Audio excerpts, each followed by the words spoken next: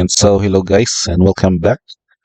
So, the full spoiler now for Spider-Man set is out, and let's take some time to do some updates on a few somewhat existing archetypes with these enhancements from the new set. So, what deck I'm talking about today will be the Orzhov Enchantments. That's black and white enchantments, particularly using new cards. But let's somewhat delve into like not only having enchantments but also kind of a self-bounce deck strategy. So this deck for standard is composed of 18 creatures, 18 enchantments, and 24 lands. Pretty much basic for its deck composition. Let's so take a look at each of the choices. As you can see here, most of these cards are particularly familiar in this kind of deck build. So let's take a look again. Since we know that this is Combat of Enchantment bounce deck, we need of course these copies of the Optimistic Scavenger, making sure that adding +1 counters on creatures, making them bigger and stronger for having a good damage output for each attack during your turn. So we have 4 copies of that. Particularly for another 1-drop here would be the Pixie. Nurturing Pixie is a way for you to bounce your enchantments and making them play again so that you can trigger again the Scavenger's ability to the Airy ability. And so support for the 2-drops, we have considered here 4 copies of Sun Kirin. This also works well by also saving another non-permanent. For example, if your creatures gets targeted and you have open mana for Kirin, you can flash in to bounce them back to your hand. And particularly if you bounce off a token, then you will draw a card. For instance, you can have tokens from Cosmogrand Zenith bounce to get you another card draw, but particularly this is also going with the theme of bouncing off enchantments with again purpose of triggering Eerie and also having another use for them. So if you're watching already the standard metagame prior to Spider-Man, you would know this kind of strategy is pretty much common for this kind of deck build. So let's take a look first for the 3-drops.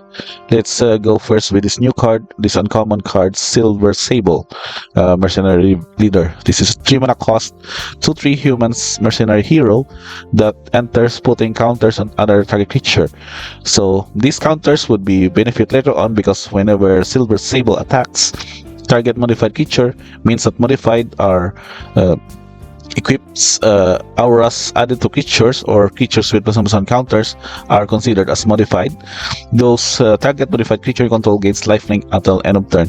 This is all relevant since you know that Mono Red would still be a good metagame deck or top tier deck currently.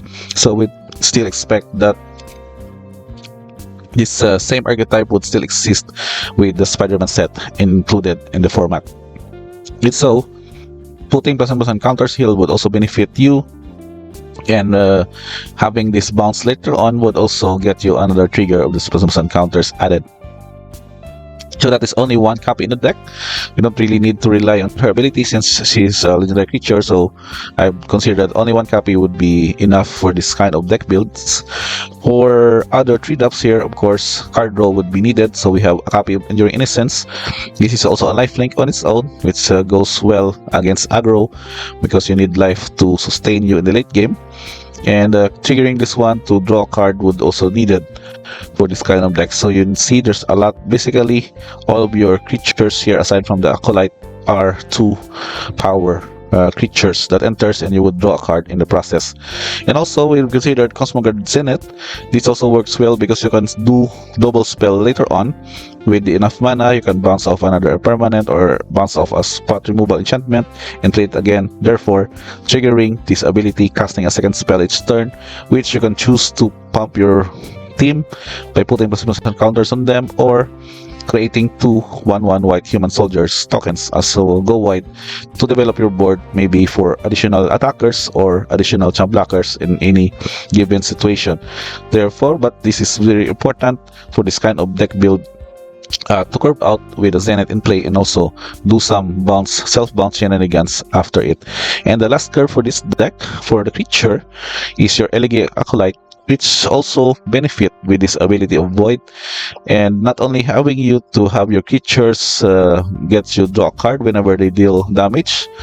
This lifelink 4/4 also is a very solid creature for a 4-drop, which can also be a problem for aggro decks, particularly mono red again.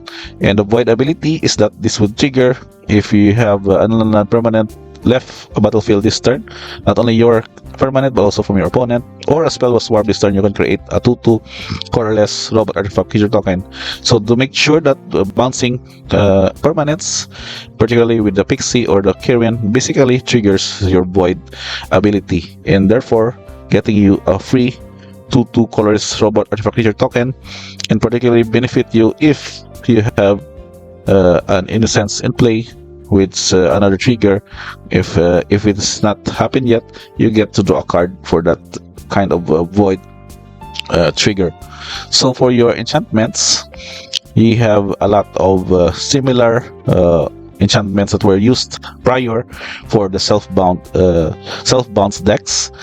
These two are particularly very familiar. Momentum Breaker as an edict effect, and also benefits of your control opponent because you'll make them discard a card. And Nowhere to Run, which is also a good 2 mana cost, -3/-3 spot removal, but also gets you to have your opponent's shenanigans of Hexproof and Ward don't trigger with this enchantment in play. So very solid 2 mana cost enchantments, which also goes to the curve for this deck. Another card that I consider here for the 2 mana is Sheltered by Ghost, which also gets to exile non-land permanents. So particularly any shenanigan cards, maybe like a synthesizer for your opponents, gets you to have Sheltered by Ghost exiled. And also it protects the creature with a ward and gets them lifelink and +1/+0. So particularly having a flyer with this Sheltered by Ghost and making them pump later on with the Eerie from the Scavenger gets it a solid attacker and damage ranger, which means that your opponents would highly likely be gaining enough momentum on the damage race against your deck. And particularly, we have some one-ups here before we discuss this one. These are also important in most aggro matchup because you need a 1 mana cost spot removal. Particularly, Same Rip would be your best answer here. And do take note that it's not only exiling creatures but also non-land permanents. So any 1 mana cost non-creatures permanents would be really relevant for you to exile. Then you have an answer for them in the first turn. And also this 1 mana cost kind of extra effect to protect your creature is Shardsmith's Rescue, which also triggers the Eerie effect, and having also enchanted creature gets +1/+1 as constant pump, as well as having to hexproof against spot removals. And the new card I considered here, this is Alien Symbiosis from the Spider-Man set. This goes with having you to +1/+1 your creature, giving them Menace and Symbiote in addition. But the important thing here is that it will trigger the ability of the Eerie again, and having it Menace means that it's very kind of difficult to block for most of your opponent's creature, particularly if you're having a lot of these spot removals.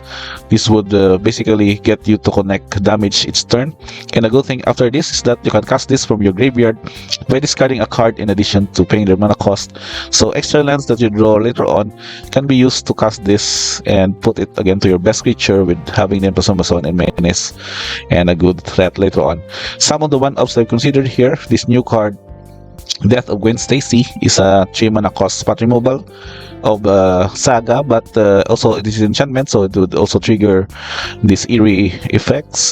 Destroy target creature for the first one, then its player may discard a card, and those who doesn't lose 3 life, and can also deal with graveyards. So any on the game 1 or pre-sideboarded games, you have already an answer for graveyard shenanigans decks, which you can have them exile that, and you don't really need to go for this kind of, if you want to just benefit for the destroy target creature, you can just use your Pixie or the Kyrian to bounce this again and cast it for another destroy effect.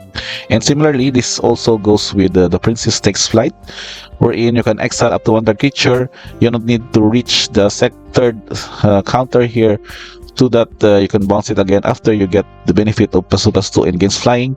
You can imagine a flying Elegy Acolyte with this ability and can connect damage with lifelink, and then bounce this again with a Kirin, therefore getting another value, and the exiled card is permanently exiled from your opponent's board. And last but not least, since we have only enchantment creatures here in the main deck, we may consider sorcery in the post-sideboarded games, but we'll have it maybe in a later video. The land choices here are particularly matched because we now have Galish Shrine from Edge of Eternities as our access for mana fixing, and also on Plains and Swamp, therefore satisfying the condition for the Bleachmoon Verge, making it also a dual land, particularly after you play this with Galish Shrine and play. So 24 lands in total. We have a lot of mana fix here. We have considered only 1 copies of these mana lands, particularly Restless Fortress and Soulstone Sanctuary as an added threat in the late game.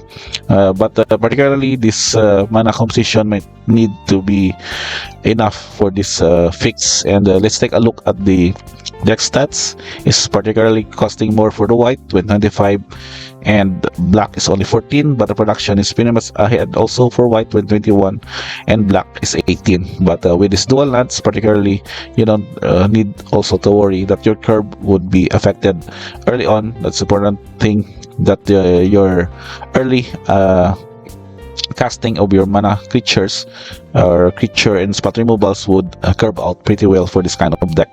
And let's take a look. Average mana value is 1.92, very low for this deck. But you know that these extra lands would be also very important, so that you can still consistently play your lands and do late game 4 mana cost or 3 mana cost creatures and make some double spells later on. And last but not the least, let's take a look at the tokens. We have only 2 tokens: the Human Soldier produced by the Cosmogrand Zenith, and Elegy Acolyte's Robot token produced during the Void effect in the late game. So I think that's pretty much it for this deck introduction. It's pretty much very basic for kind of deck building, but particularly we need to be more efficient, and would still be open for discussion as to what other cards that we might add for this deck build. And just comment below if you think that there are more credible or more efficient Spider-Man cards that we can include. Also maybe sideboard options that we can have for this kind of deck build. But for now, let's kind of wrap up this Orzhov Enchantments deck tech for Spider-Man MTG set standard format. Don't forget to like, subscribe. We still have more of this as we explore more of the metagame, and see you guys on the next video.